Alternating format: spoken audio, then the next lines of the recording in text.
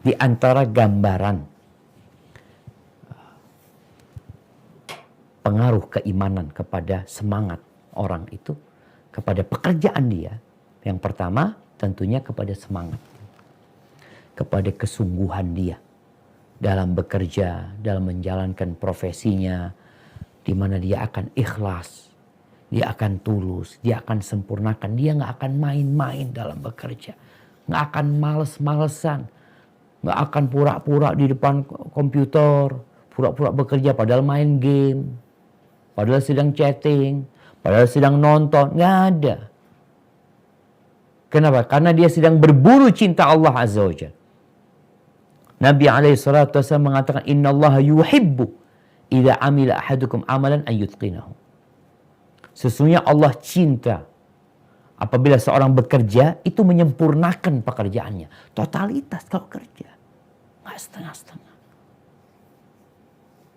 Kemudian Nabi SAW mengatakan, In qamatis sa'ah wa fi yadi ahadikum fasilah. Fa in istata'a an la yaquma hatta yaghrisaha falyaghrisaha.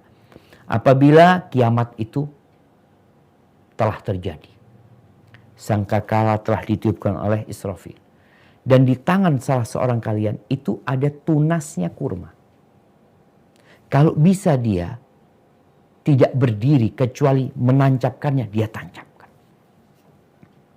Kenapa? Karena Allah. Maka seorang yang beriman itu ketika umpamanya dia di kantor, di rumah sakit, ngelihat ada sampah, bukan kerjaan dia untuk menyingkirkan gelas plastik yang tercecer umpamanya. Dia bukan, anak bukan cleaning service. Tapi keimananlah yang membuat dia akan membuangnya. Nggak nunggu cleaning service yang membuang. Ketika dia lihat pulang ada beberapa ruangan listriknya masih hidup, maka dia akan matikan. Kenapa? Berharap pahala. Ada iman. Tapi kalau pencitraannya nunggu ada bos baru dia akan melakukan hal itu. Kemudian hal yang kedua, ketika seorang memiliki spirit agama yang kuat, dia tidak akan makan haram. Dia tidak akan nerima sogok. Kenapa? Karena dia takut dengan laknat Allah SWT. Bukan takut di penjara, disuka miskin. Bukan. Karena dia tahu la'anallaha rashi wal murtashi. Allah melaknat yang menyuap dan minta disuap. Kemudian bagaimana Nabi SAW pernah mempekerjakan seseorang untuk mengumpulkan zakat Bani Salim. Nama orang ini disebutkan Ibn Lutbiyah. Ketika dia pulang dari mengumpulkan zakat itu, ya maka terjadi perhitungan sekarang. Mana zakatnya? Dihitung. Kemudian Ibn Lutbiyah ini mengatakan, Hada maluku wa hada hadiah. Ini yang punya kalian, ini hadiah buat aku. Nabi SAW mengatakan kepada dia, Fahalla jalasta fi baiti abik wa ummik hatta ta'tiyaka hadiyatu. Kenapa kau nggak duduk di rumahmu saja? Di rumah bapakmu atau ibumu? Engkau lihat, datang nggak hadiah ini kepadamu? Ada hadiah yang didapat karena dia bekerja. Nggak berhak dia. Itu yang disebut gratifikasi. Dia dikasih karena pekerjaan dia. Yang namanya hadiah itu karena kawan ya. Karena ada cinta di antara mereka. Bukan karena pekerjaan.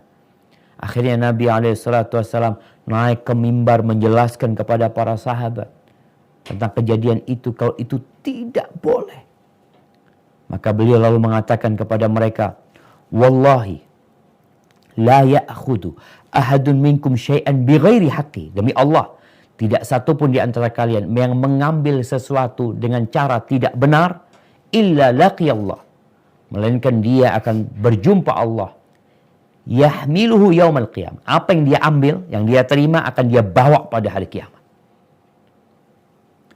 Fala a'rifanna ahadan minkum laqiyallah yahmilu ba'iran lahu rugha. Aku benar-benar akan mengetahui ada salah seorang di antara kalian yang berjumpa dengan Allah membawa onta. Dia pikul itu onta. Yang berbunyi, bersuara onta. Au baqarah laha khuwar, atau yang bawa sapi. Yang sapi itu juga berbunyi. Au syah tay'ar, atau dia akan membawa kambing yang mengembik.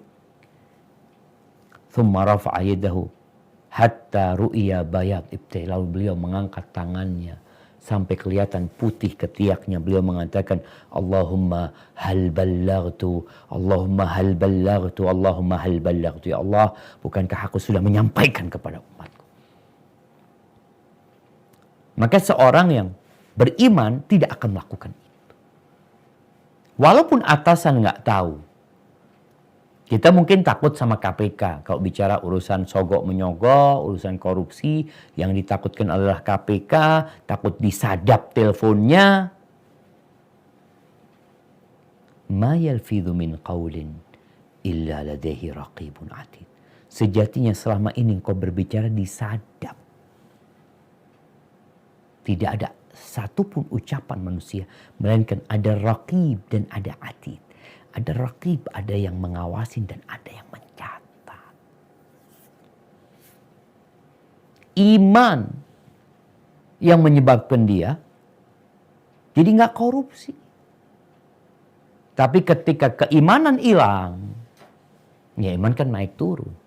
Makanya disebutkan sama Nabi SAW, wala yasriqus sariq hina yasriq wa huwa mu'min.